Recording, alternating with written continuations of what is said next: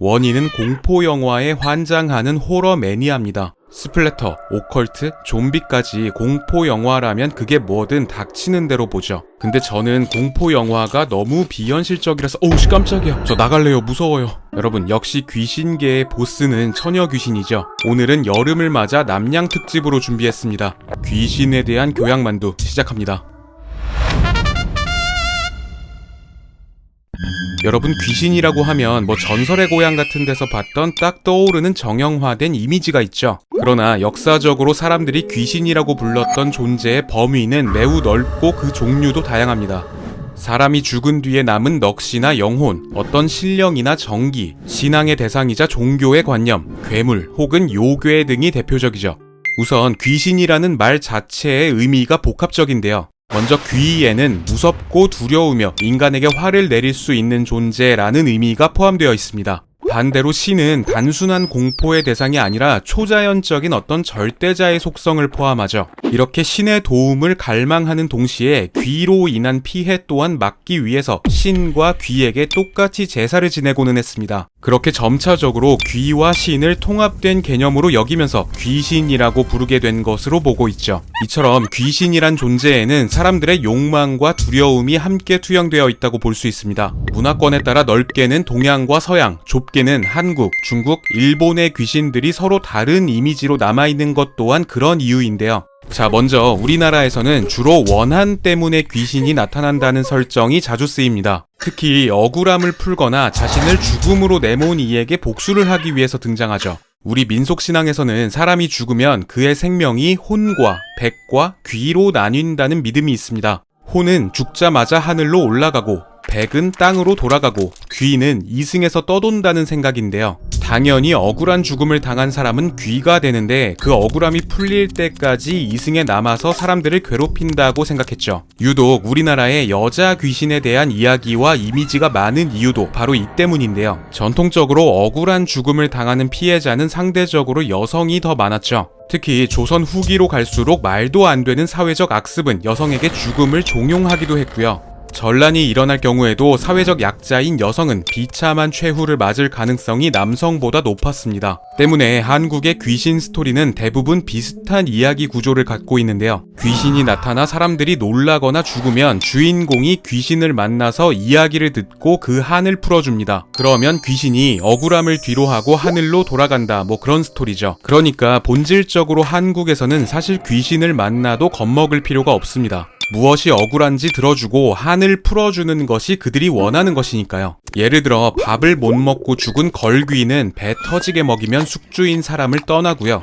결혼을 못하고 죽어서 한이 된 손각시는 영혼 결혼식을 해주거나 남자 옷을 거꾸로 입혀서 묻어주면 해결되는 것이죠. 치안이 우수한 우리나라답게 한국의 귀신들은 웬만해서는 사람에게 해를 끼치지 않습니다. 도깨비들은 심술궂은 장난을 좋아할 뿐 잘 구슬리면 인간의 부탁도 들어주고요. 구미호는 자신을 배신한 인간이라고 해도 사랑하기 때문에 죽이지 못하는 로맨스에 중독된 귀신이죠. 뻘건 피부와 우뚝 솟은 뿔, 전투력 만렙의 얼굴과 세상 모든 뚝배기를 깰 것 같은 방망이. 흔히들 이 이미지를 우리나라의 도깨비라고 착각하기 쉬운데요. 사실 얘는 일본의 요괴인 오니입니다. 아시다시피 우리나라의 도깨비는 존나 한국의 도깨비는 자연물이나 사람의 때가 탄 물건이 변신한다는 설정으로 사실 외모가 특정되어 있지는 않은데요. 놀이와 춤을 즐기고 잘만 대해주면 인간에게 금은 보화를 주기도 해서 옛날부터 대문이나 지붕에 도깨비 모양의 장식을 하기도 했습니다. 반면 일본의 오니는 부녀자나 아이를 납치하고 도적질을 일삼거나 사람을 죽이기도 하는 진짜 나쁜 요괴입니다. 또 일본은 귀신들조차 인간 앞에 나타나는 데에 특별한 이유가 없는데요. 누구든 상관하지 않고 살인과 저주를 퍼붓는다는 설정이 많죠. 영화 링의 사다코나 주오온의 가야코 역시 억울한 사연이 있기는 하지만 공격 대상은 무차별적입니다. 사다코는 죽음의 비디오를 보는 인간들을 모두 죽여버리고 가야코와 토시오는 집에 들어오는 사람이 누구든 모조리 숨을 끊어버리죠.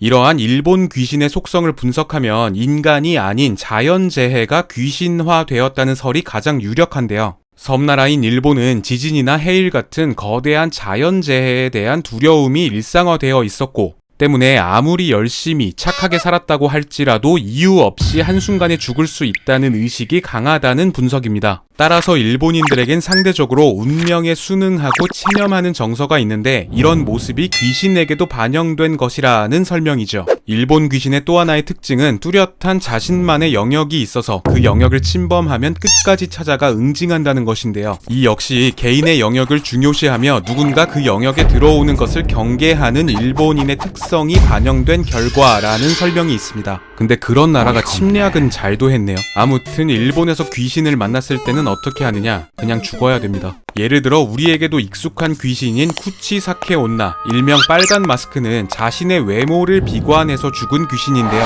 마주치는 사람에게 내가 예쁘니? 라고 묻고 만약 예쁘다고 대답하면 자신과 똑같이 입을 찢는답니다. 근데 안 예쁘다라고 대답하면 그냥 빡쳐서 죽인다고 하죠. 그러니까 일본의 귀신은 반드시 멸하거나 봉인해야 하는 존재입니다. 만약 봉인이 풀리면 다시 저주가 대물림된다는 설정이 많죠. 그러니까 여러분 일본에서는 가지 말란 곳에 절대 가지 마시고 하지 말라는 행동은 절대 하지 마세요.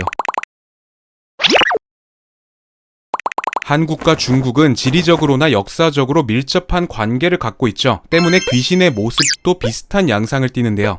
중국에는 유독 사람과 연애를 하는 예쁜 여자 귀신이 많습니다. 이들은 주로 양기를 빨아먹거나 은혜를 갚기 위해서 서생과 결혼을 하는데요. 여기에는 당시 서생들의 욕망이 반영되었다는 분석이 많죠.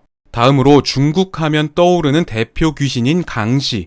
중국에서는 타지에서 사망하는 것을 매우 비참한 죽음이라고 여기던 문화가 있습니다. 때문에 장례만큼은 꼭 고향에서 지내야 한다는 의식이 강했는데요. 그런데 청나라 때 전쟁에서 죽은 병사들의 시신을 모두 운반하기에는 그 수가 너무 많았습니다. 관을 확보하기도 어렵고 운구를 하는 것도 힘들었죠.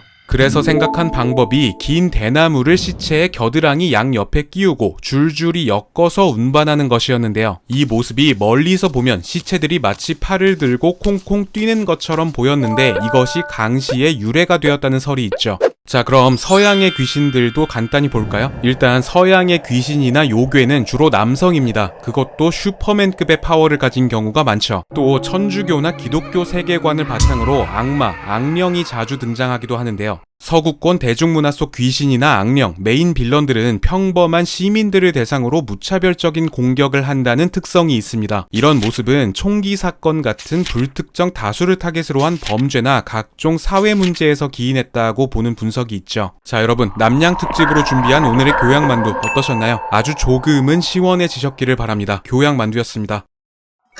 근데 지금 저 뒤에 있는 사람 누구예요?